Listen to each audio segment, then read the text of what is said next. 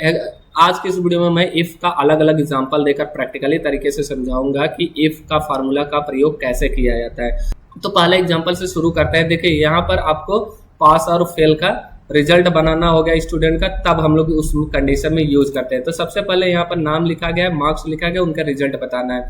और यहाँ पर मैंने कंडीशन बनाया हुआ है। कंडीशन में क्या लिखा है कि अगर कोई भी 50 नंबर से ऊपर पाता है तो उसके लिए पास होना चाहिए, बाकी सभी लोगों के लिए फेल होना चाहिए। तो इसका कैसे प्रयोग करेंगे, तो इक्वल के साथ यहाँ पर इफ लगाएंगे। इफ लगाने के बाद यहाँ पर टैब ओपन करेंगे। यहाँ पर देखिए लॉजिकल टेस्ट में पास करना क्या है, यहाँ पर इस नंबर को सिलेक्ट कर देना है और ग्रेटर देन यहाँ पर लिखना है 50। जैसे 50 लिखेंगे फिर कॉमा देंगे, डबल कोट के अंदर यहाँ पर पास लिखिएगा।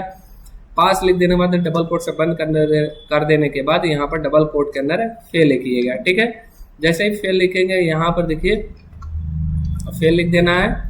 फेल लिख देने के बाद एंटर जैसे ही करेंगे तो यहाँ पर देखिए जो भी नंबर 50 से ऊपर पाया होगा स्टूडेंट वो सभी पास हो जाएंगे, बाकी लोग फेल हो जाएंगे जो भी 50 से कम पाए हैं। देखिए यहाँ पर आपको सामने दिख रहा होगा। ठीक है ना। अब एग्जाम्पल 2 हम लोग देखते हैं, एंड के साथ देखेंगे और मल्टीपल सब्जेक्ट पे कैसे लगाए। अब एंड फार्मूला कैसे प्रयोग किया जाता है, देखिए ध्यान में रखना। एंड क्या होता है, कंपलसरी कंडीशन होता है कि जैसे अगर मैंने बोला यहाँ पर एग्जांपल के तौर पर मैं समझा दे रहा हूँ, यहाँ पर मैंने लिखा 85 और यहाँ पर लिखा 60। अब एंड फार्मूला क्या करता है, अगर मैंने इक्वल के साथ एंड लगाया, ठीक है ना, तो लॉजिकल टेस्ट में मैंने पास किया, यहाँ पर ग्रेटर देन यहाँ पर 50 लिख दिया और कॉमा, ठीक है, और यहाँ पर भी 50 लिख दिया। तो देखिए यहाँ पर समझ में आ रहा होगा कि दोनों 50 नंबर से ऊपर है। ठीक है, तो इसके लिए ट्रू लिखेगा। अगर कोई भी एक, ध्यान में रखिएगा 50 नंबर से यहाँ पर मैं कम करके दिखा रहा हूँ, तो वो क्या हो जाएगा, फॉल्स मानेगा। तो यही चीज हमको यहाँ पर करना है कि अगर 2 सब्जेक्ट के नंबर हो तो वहां पर एंड का उपयोग किया जाता है। इक्वल के साथ मैं इफ लिखूंगा, यहाँ पर टैब करूंगा, यहाँ पर एंड फार्मूला लगाऊंगा और इसमें क्या करूंगा, लॉजिकल टेस्ट में पास करूंगा कि ग्रेटर देन, अगर यहाँ पर 50 से ज्यादा हो जाते हैं फिर कॉमा लगाऊंगा और फिर इसमें भी क्या करूंगा, ग्रेटर देन 50 लगाऊंगा। ठीक ना। अगर ये दोनों सब्जेक्ट में अगर 50-50 से ऊपर नंबर पाते हैं तो ही पास माने जाएंगे, अन्यथा वो फेल माने जाएंगे। ठीक है, तो यहाँ पर मैं ब्रैकेट क्लोज करूंगा, फिर कॉमा दूंगा, डबल कोट के अंदर पास लिखूंगा और यहाँ पर डबल कोट से बंद करके कॉमा देकर डबल कोट के अंदर यहाँ पर ओपन करना है और फेल कर देना है। ठीक है, फेल लिख देना है और डबल कोट से बंद कर देना है, एंटर कर देना है। जैसे एंटर करेंगे तो देखिए यहाँ पर 50 नंबर से दोनों लोग ऊपर पाए इसलिए पास हो गए, बाकी सभी लोग फेल हो गए, क्योंकि एक सब्जेक्ट में भी अगर आप 50 नंबर से कम पाए तो भी आप फेल माने जाएंगे। ठीक है ना, ये मल्टीपल सब्जेक्ट के ऊपर अप्लाई होता है। अब यहाँ पर मैं सीट नंबर 3 पे चलता हूँ और के साथ। अब और कैसे करता है, जैसे मैंने बोला यहाँ पर 60 का एग्जाम्पल दिया और यहाँ पर 75 का एग्जाम्पल दिया। अब और का मतलब होता है दोनों में से कोई एक कंडीशन फॉलो होगा तो उसके लिए वो ट्रू मान लेगा। तो इक्वल के साथ यहाँ पर और फार्मूला लगाइए, और फार्मूला लगा, यहाँ पर लॉजिकल टेस्ट में पास करिए, यहाँ पर ग्रेटर देन लिख दिए, यहाँ पर 50 से ऊपर, ठीक है ना।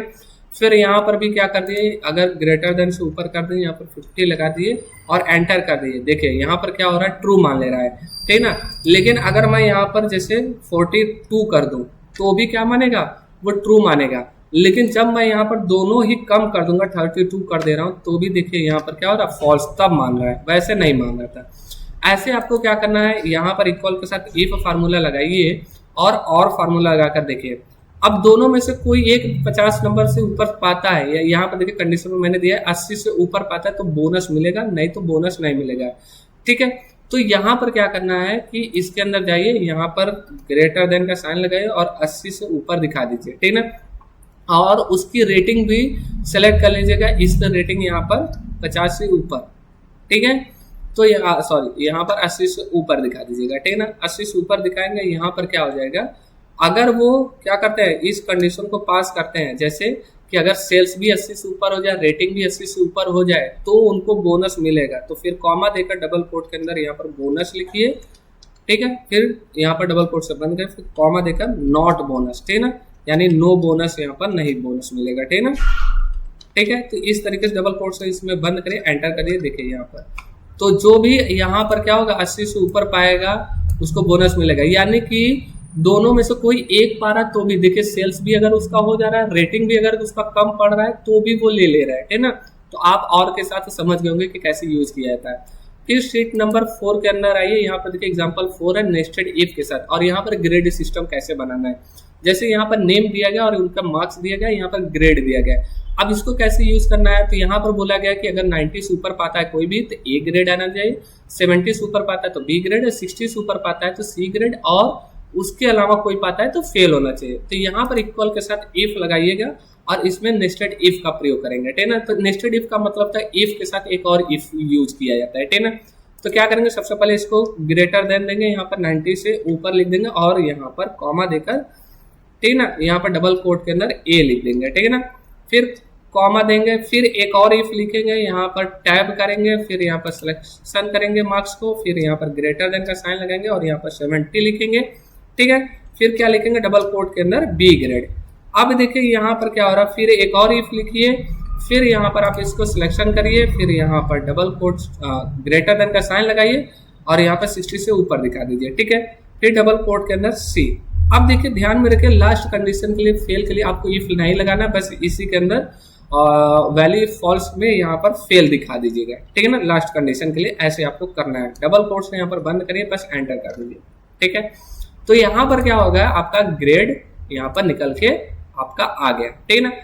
अब यहाँ पर एग्जाम्पल 5 देखते हैं, सैलरी इंक्रीमेंट कंडीशन के ऊपर कैसे आपको करना है। तो यहाँ पर मैंने एग्जाम्पल लिया है कि एक्सपीरियंस अगर 5 से ज्यादा हो जाए, यानी 5 साल से ज्यादा हो जाए और उसकी करंट सैलरी जो हो जाए 50,000 से ऊपर हो जाए, तो हम लोग कैसे उसको देंगे, ठीक है ना, सैलरी इंक्रीमेंट, ठीक है ना। तो यहाँ पर क्या करेंगे, इक्वल के साथ इफ लगाएंगे और फिर से वही एंड फार्मूला लगाएंगे। तो एंड लगाएंगे, यहाँ पर दोनों कंडीशन देखिए मैच होना चाहिए, तभी वो सैलरी इंक्रीमेंट होगा, नहीं तो नहीं होना चाहिए, ठीक है ना। तो एंड लगाइए, लॉजिकल टेस्ट में यहाँ पर जाइए, इसको लीजिए और ग्रेटर देन का साइन लगा दीजिए, ग्रेटर देन का साइन यहाँ पर 5 लिख दीजिए, फिर कॉमा दीजिए, फिर यहाँ पर क्या लिखिए, फिर यहाँ पर सैलरी, इसको सैलरी को सेलेक्ट कर लीजिएगा, फिर ग्रेटर देन दीजिएगा, यहाँ पर 50,000 इसको लिख दीजिएगा, ठीक है ना। जैसे 50,000 लिखेंगे, ब्रैकेट क्लोज करेंगे, यहाँ पर लिखिएगा डबल कोट के अंदर यहाँ पर इंक्रीमेंट लिख दीजिएगा, ठीक है। जैसे ही इंक्रीमेंट लिखेंगे यहाँ पर, और यहाँ पर कॉमा देकर लिखिए डबल कोट के अंदर यहाँ पर नो इंक्रीमेंट, ठीक दीजिए। ऐसे जैसे लिख देंगे, डबल कोट से बंद करके बस एंटर कर दीजिए। तो देखिए यहाँ इंक्रीमेंट हो गया, जहाँ एक्सपीरियंस में 5 साल से बड़ा पाया गया है वहां उसने लिया है, और जहां पर भी सैलरी 50,000 से ज्यादा है तो उनको दिया गया इंक्रीमेंट, वैसे नहीं दिया गया है। तो इफ को मैंने अलग अलग एग्जांपल के साथ समझाया। यह वीडियो आपको कैसा लगा कमेंट बॉक्स में जरूर बताइएगा। ऐसे ही टिप्स और ट्रिक्स के लिए मेरे चैनल को जरूर सब्सक्राइब कर लीजिएगा। अब मैं मिलता हूँ नेक्स्ट वीडियो में। Thanks for watching video.